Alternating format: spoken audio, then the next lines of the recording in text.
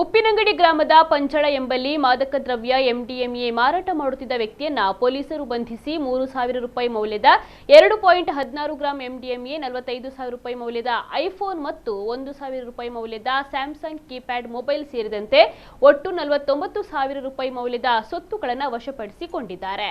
ಕೊಕ್ಕಡ ನಿವಾಸಿ 48 ವರ್ಷ ಪ್ರಾಯದ ಯಾಹ್ಯಾ ಬಂಧಿತ ಆರೋಪಿಯಾಗಿದ್ದಾನೆ.